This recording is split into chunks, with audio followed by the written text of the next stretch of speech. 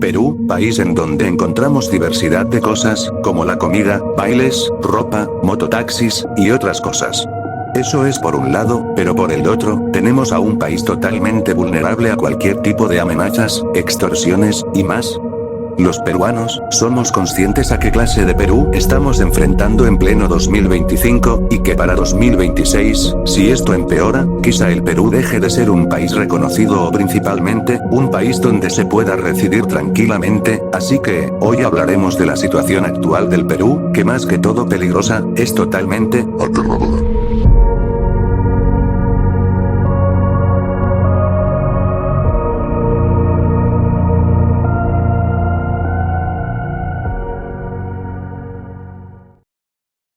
Investigando un poco en la red, di con la siguiente información. La inseguridad en Perú es un asunto de urgencia ya inocultable, de acuerdo con Numbeo, una plataforma internacional que evalúa el crimen en 147 países, el Perú es la 10ª posición con mayor índice de criminalidad. Tengamos en cuenta que, para 2015 nuestro país, según esta plataforma internacional, nuestro país estaba en el puesto 40 de esta lista. Sorprende mucho cómo en menos de 10 años, nos hemos convertido en uno de los países con más peligro en el mundo. Sabemos perfectamente cuál ha sido la causa y el motivo por el cual nuestro país está actualmente en esta situación. Así es, hablo de la mala elección de personas que han tomado en los últimos años el poder absoluto del país. Asimismo, con muy posibles fraudes en las votaciones electorales. En este punto estaré tocando el tema de peligros actuales en el país.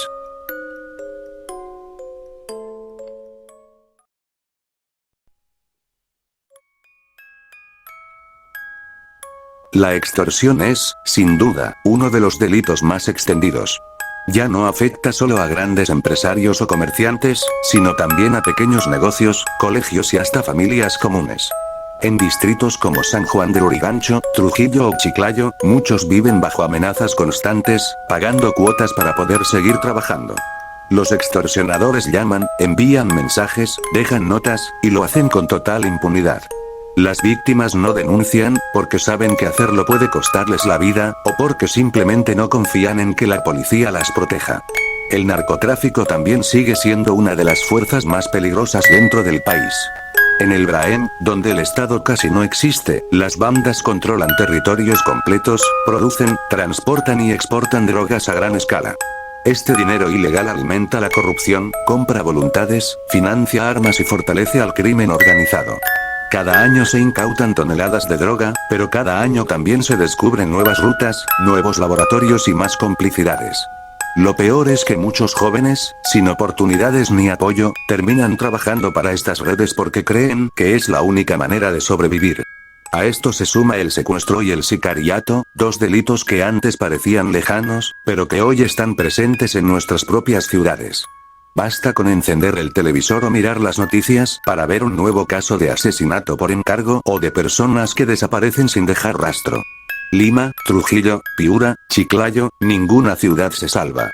Cada semana hay una víctima más, un negocio más amenazado, una familia más destruida. Y mientras la violencia se normaliza, la gente simplemente aprende a vivir con miedo. Pero si hablamos de miedo, también tenemos que hablar de la raíz de todo esto, la corrupción. Sin corrupción, el crimen no tendría tanto poder. Es la corrupción la que abre las puertas, la que protege a los delincuentes y la que destruye la confianza en la justicia. Hay policías que avisan de operativos a los criminales, jueces que liberan a quienes deberían estar presos y funcionarios que venden información al mejor postor. Según Proética y Human Rights Watch, esta podredumbre interna es la principal razón por la que el crimen organizado sigue creciendo sin control. Y si hablamos de corrupción y descontrol, es imposible no mencionar a Dina Boluarte. Vacada en octubre de 2025, su salida fue el reflejo del desastre político que dejó a su paso. Boluarte enfrentó acusaciones gravísimas. Muertes en protestas sociales, enriquecimiento ilícito por el famoso caso Rolex, vínculos con redes de corrupción y un descaro que terminó indignando incluso a quienes alguna vez la defendieron. Durante las protestas de 2022 y 2023, más de 50 personas murieron, y mientras las familias pedían justicia, ella se mostraba fría, distante, incapaz de asumir responsabilidad. En plena crisis, cuando el país se caía a pedazos, aparecieron sus relojes de lujo, joyas y gastos injustificados. ¿Cómo alguien puede hablar de austeridad mientras luce un Rolex de miles de dólares? Pero lo más indignante fueron sus palabras. Frases que quedaron grabadas en la mente de los peruanos como símbolos de burla e indiferencia. A veces hasta con 10 solcitos hacemos sopa, segundo y hasta postrecito, ¿cierto? Nos las inventamos. Así somos las mujeres. O aquel consejo absurdo. No contesten, no abran los mensajes, comuniquen a la policía. Contacto que no lo tienen registrado como parte del directorio o parte de sus contactos, no responda. Como si todo se resolviera ignorando el miedo. Y para rematar, cuando le preguntaron por la delincuencia, respondió: no es la responsabilidad de la presidenta Boluarte.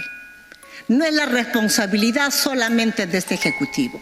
Que haya delincuencia en el país no es responsabilidad de la presidenta Boluarte. Una frase tan descarada que sonó más a burla que a excusa. Mientras el país ardía, Boluarte parecía vivir en otra realidad.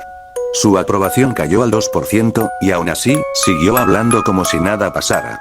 La justicia la investiga por corrupción, lavado de activos y abandono del cargo, pero parece protegida por un sistema que se niega a tocar a los poderosos. Ahora, saliendo un poco del guión, sinceramente puedo decir que esta señora llegó a ser el ejemplo de qué tan descarada, basura, tarada, burra, malagradecida, tonta, idiota, y así podría seguir la lista de cuántas cosas se podrían decir de esta señora. Como decía, ella llegó a ser el ejemplo de qué tan descarada puede ser una mala persona estando en el poder, y sinceramente, que la hayan vacado ha sido una de las mejores, por no decir la mejor, decisiones que ha tomado el Congreso del país.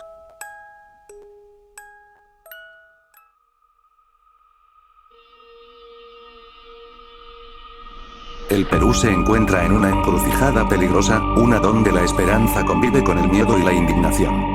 Somos un país de enorme riqueza cultural, de paisajes únicos y de un pueblo que nunca deja de luchar, pero también uno que ha sido herido por la corrupción, la impunidad y el egoísmo de quienes juraron protegerlo. La inseguridad ya no es una sensación, es una realidad que se respira en las calles, en los mercados, en los colegios, en los hogares. Un país donde la vida vale menos que un billete, y donde los poderosos viven como si nada pasara. Y el caso de Dina Boluarte fue la prueba final de ese deterioro.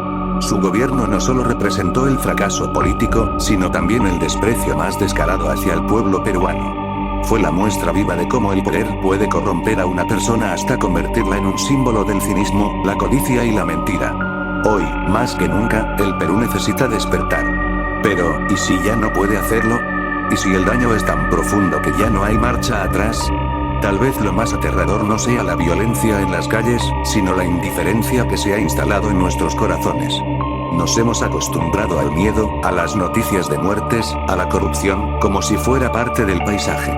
Y eso es lo que verdaderamente nos está matando. Porque mientras unos pocos siguen robando y otros siguen muriendo, el país se hunde lentamente en un silencio que duele. Nadie escucha, nadie responde, nadie hace nada. Solo queda un eco, el eco de un Perú que alguna vez fue fuerte, que alguna vez sonó, pero que ahora parece estar desangrándose. Y si seguimos así, quizás llegue el día en que despertemos, pero ya no quede país por el cual despertar.